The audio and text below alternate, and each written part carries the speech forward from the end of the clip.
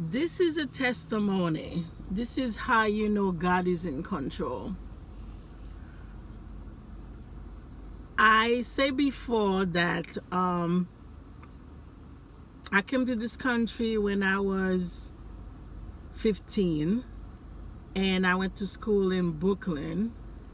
And on my last year of high school, my mother decided to move to New Jersey. I thought she moved to New Jersey because her friends live here, but apparently that's not the reason why she moved to New Jersey. Um, she had other reason, personal reason why she moved to New Jersey, right?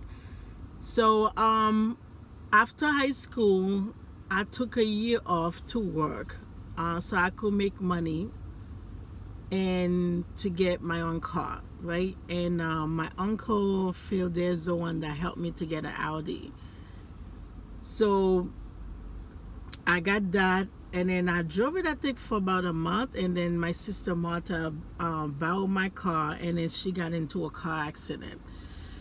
So after high school, as I say, I took a year off. Then I was gonna go to school in Manhattan. I decided to go to New Jersey, since I live in New Jersey now. So I went into the program for radiology. So on my second year of college, I got sick. I weighed about 89 pounds. So I went to the doctor to find out that I have sickle cell anemia. So I'm thinking, oh, all you need to do is just eat, and then you'll be fine. So I started eating like 2 chicken sandwiches a day, and to gain the weight back. So I finished school. I passed the state exam on the first try. So then my girlfriend, Dolly, got a job first, right? Because she took the state exam first before me, and she was living in Jersey City, and she got a job at Christ Hospital. So she got a job, and I asked her, can you find out for me if they're looking for somebody and put a good word for me? She did, so I got the job there. So my hour was I think it's from 8 to 4, or I'm not sure if it was 7 to 3. So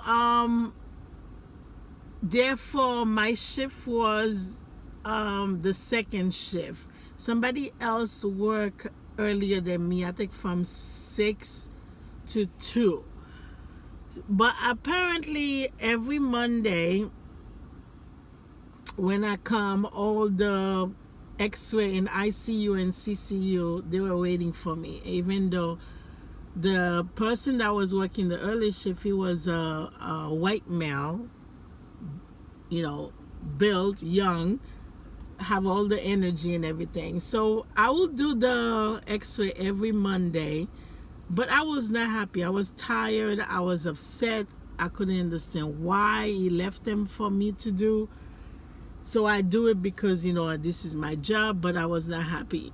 The thing about Christ Hospital is they also pay for you to go to school. So I end up going to St. Peter College, but I only end up going for 2 semesters because, since after 2 years working at Christ Hospital, and during that time, I also find out that I had issue with my thyroid. Part of my thyroid was dead, so I had to find the best doctor, and I had to have surgery. Just so funny, I had the surgery at I think it was St. Mary in Hoboken. At that time, I didn't know it was in Hoboken. Then that's the time I started seeing my anyway, I found that doctor because after the 2 years working at Christ Hospital, I took a vacation, went to Miami.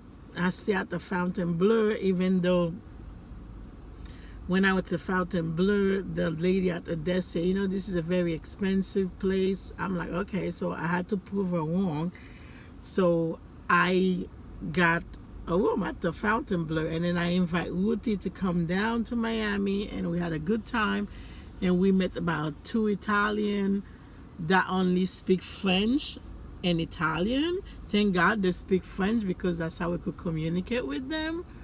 So that happened. So when I got back, I quit the job at Christ Hospital without getting a new job. So one day I was driving, going to Union. I'm not really particular familiar with Union. I don't know how I end up there. So I was driving there, and that's so small hospital. And then I went in there and I to find out if they're hiring. So they were hiring. They were looking for per diem X-ray technologist, and I got the job right away. I started working as a per diem, and they like how I work, and they offer me a job full time. That's where I met the father of my children, or my future husband. If I didn't quit that job, if I didn't go for a drive, if I didn't go inside the hospital, I would have never met him. So everything happened for a reason.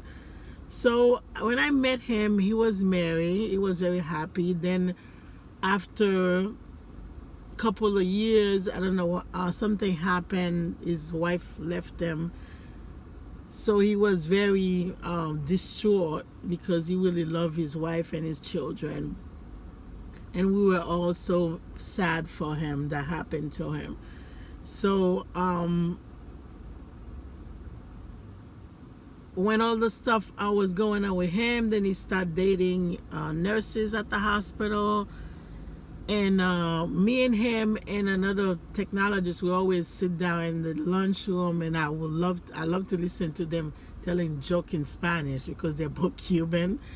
And since my father is from Cuba, and I never met my family except my grandmother from from my father's side.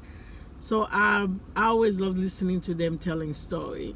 But I think deep down in my mind, I wanted to marry somebody that's from Cuba, as a way to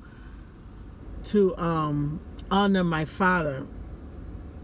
So one day he wear a pink shirt, and I find him very attractive. And then he was talking to me, and then flirting and everything. So, I respond to it. And I also told him, listen, I know you just want to get under my skirt, but I want to get married. I'm not looking for that. So we keep dating, and things, progressing. I went to his house. I met his father and his mother. His father liked me. I like his father, right? So things progressing. Then by that time I was 30 years old, and with the thyroid, I went to the doctor. The doctor said, if you do not get pregnant now, you may not be able to have kids because of your thyroid, right? Now, I didn't know the reason the thyroid was dead was because of my sickle cell anemia. I never really thought about it. So I went to him. I say, I was afraid. I said, I need this is what the doctor said. So he said, come on, we're going to try. So we try, and then by the time we were engaged, so getting ready to get married, the marriage didn't happen right away because of some complication.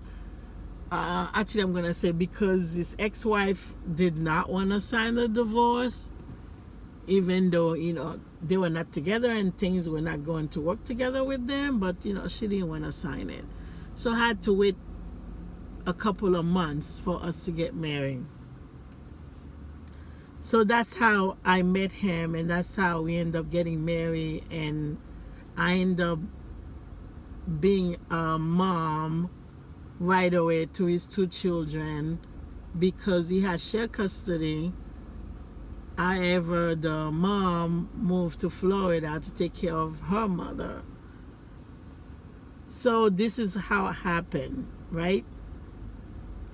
Now we build the business, and things get, very busy and everything.